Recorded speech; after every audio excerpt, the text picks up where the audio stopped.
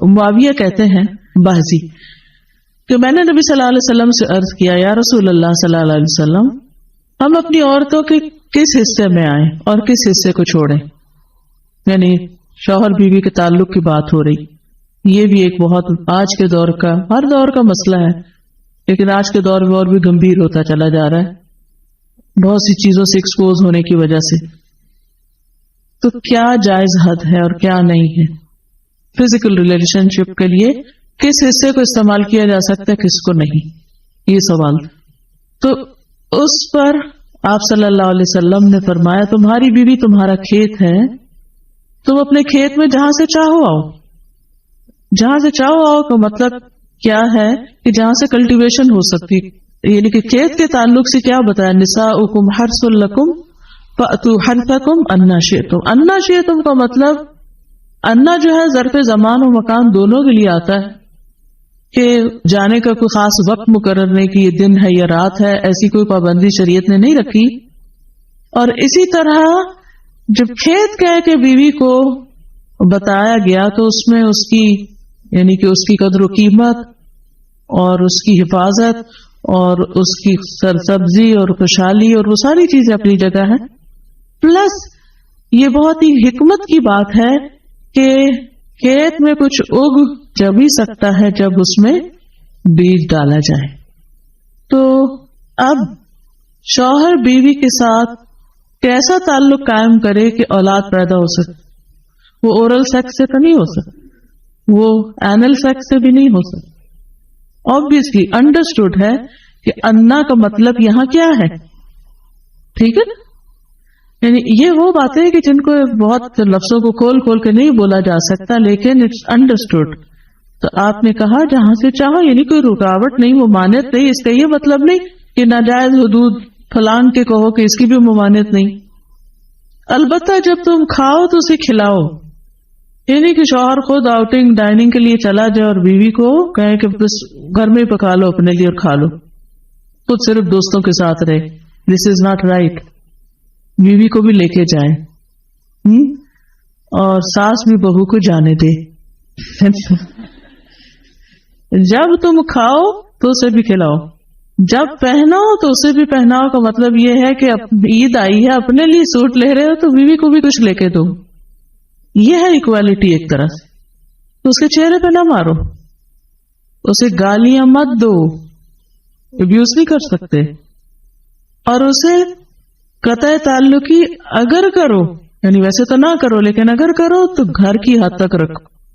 Kick out نہیں کرو ویسے باہر نہیں پھینکو گھر سے نہیں نکالو کیونکہ بادشاہ اور کہتے ہیں نا فون پہ کہہ دیتے ہیں گھر چلی جاؤ ماں باپ کے میں تب گھر میں داخل ہوں گا آؤں گا ہی نہیں.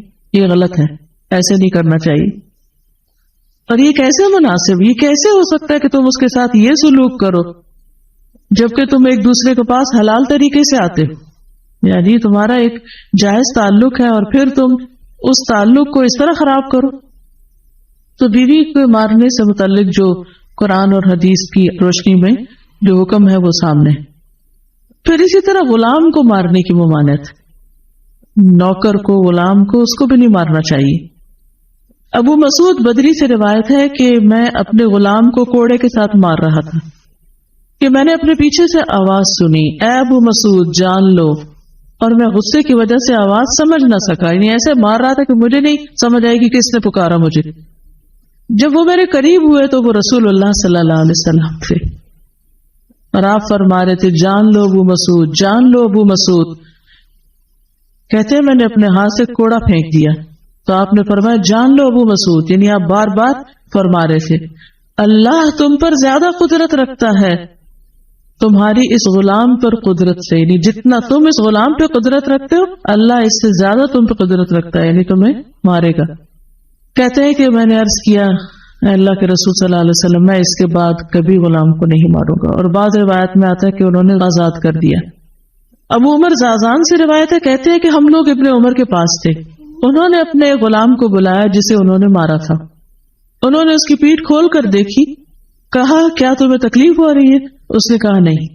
اس کے بعد ابن عمر نے غلام کو آزاد کر دیا اور ایک تنکا زمین سے اٹھایا اور کہا کہ مجھے اس کا اتنا بھی اجر نہیں ملے گا جتنا اس تنکے کا وزن ہے۔ میں نے کہا ابو عبد الرحمن آپ ایسے کیوں کہہ رہے ہیں؟ انہوں نے کہا کہ میں نے رسول اللہ صلی اللہ علیہ وسلم کو فرماتے ہوئے سنا، جو شخص اپنے غلام کو بے قصور یعنی حد شرعی کے علاوہ مارے یا اس کے چہرے پہ تمانچہ مارے تو اس کا کفارہ ہی اسے آزاد کر دی۔ کفارہ ہے، اس آزادی کا ثواب کوئی نہیں تنگ کے برابر بھی۔ یعنی بعض کا تم سہتے ہیں بڑی نیکی کی لیکن اس میں تو چھوٹ بھی جائے تو وہ بھی بہت بڑی بات۔ صحابہ کرام جو تھے وہ خاص طور پر اس سے محتاط رہتے اور غلاموں سے درگزر کرتے تھے۔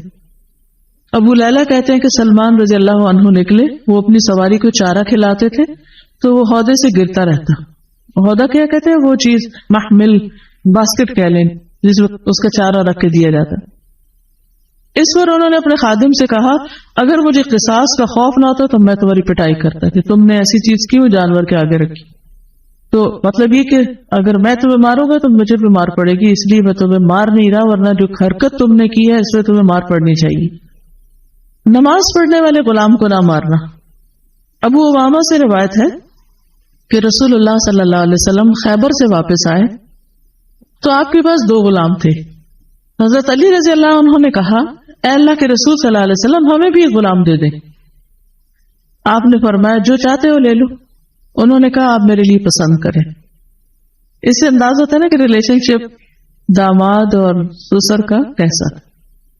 آپ صلی اللہ علیہ وسلم نے فرمایا یہ لے لو، اس کو مارنا نہیں، کیونکہ میں نے خیبر سے واپس آتے ہوئے اسے نماز پڑھتے دیکھا ہے اور مجھے نمازیوں کو مارنے سے منع کیا گیا ہے۔ آپ صلی اللہ علیہ وسلم نے دوسرا غلام ابو ذر کو دے دیا اور اس کے ساتھ خیر و بھلائی اور حسن سلوک کرنے کا حکم دیا۔ پھر ایک دن پوچھا ابو ذر میں نے جو تمہیں غلام دیا تھا اس کا کیا حال ہے؟ انہوں نے کہا آپ نے مجھے اس کے ساتھ خیر و بھلائی کرنے کا حکم دیا تھا تو میں نے اسے آزاد کر دیا کہ میں وہ خیر و بھلائی کر نہیں سکوں گا تو بہتر ہے کہ میں